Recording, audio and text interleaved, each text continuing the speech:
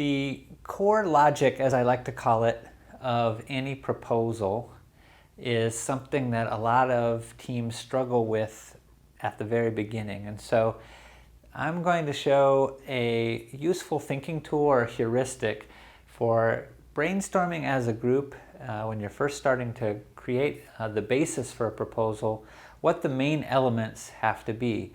Now this is generic. This will apply to just about any proposal in any situation, and you always want to be thinking about the specific requirements for whatever you're proposing. But this is a good conversation starter. So let's look at 4 basic categories that you always have to think about when you're starting a proposal. The first is need. And the need is going to be paired with the opportunity.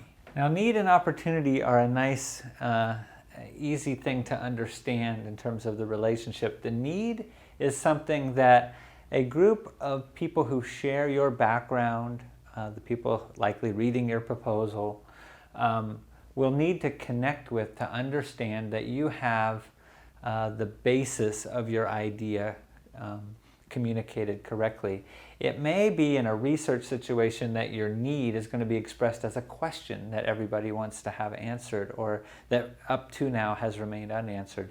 It may be a problem that needs solved. For an implementation type of proposal, you want to build consensus around that. But in general, the idea is that need is a shared understanding of something that needs to be addressed. Opportunity, on the other hand, is your team's unique circumstances that allow them to address the need. And opportunity does get much more customized to the specific things your team can bring to the table. This is what sets you apart from other teams that might address the same need. So it could be your expertise, it could be a set of resources that you have unique access to. In Michigan, for example, we have Great Lakes, we have water, and so there are research proposals that would address the need to understand what happens in water issues that would stress our access to the Great Lakes as part of our opportunity.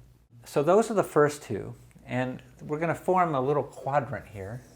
What you want to do as a thinking tool with your team is fill up these boxes. Need, opportunity. The next thing, we're going to get concrete again, and we're going to stay on this side of need, reflecting what generally a consensus opinion would agree needs to happen.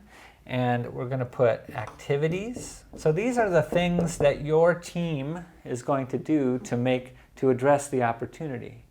Again, if it's a research proposal, these are going to be research activities. If it's an outreach program, it might be an education thing that you're going to do, or a set of workshops.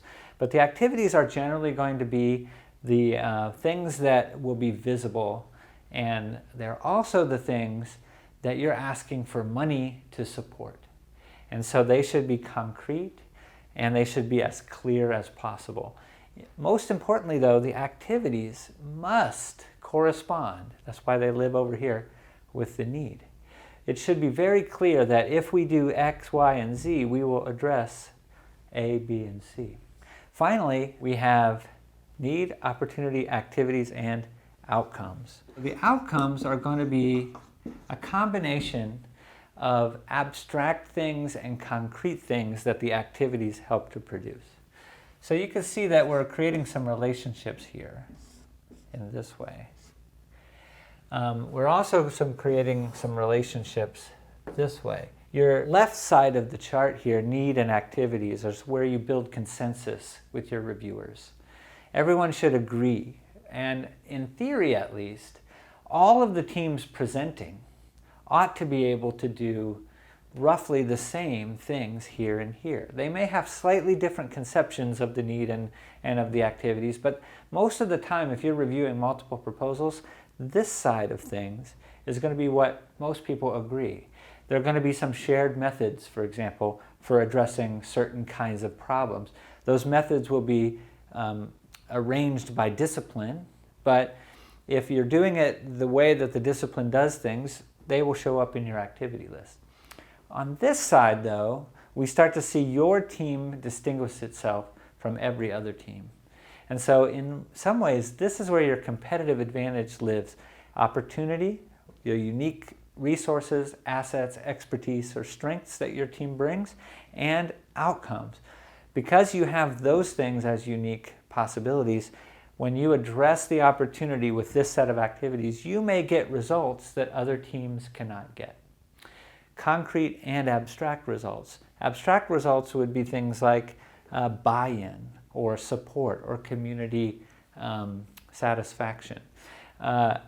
Concrete outcomes would be the more traditional things that you might imagine. You might get a paper, you might get a physical thing that you made, you might get a program or a series of events. So this is your homework if you're preparing a grant proposal for the first time with a team. Sit down and make lists. And this will start to form the core of your grant proposal.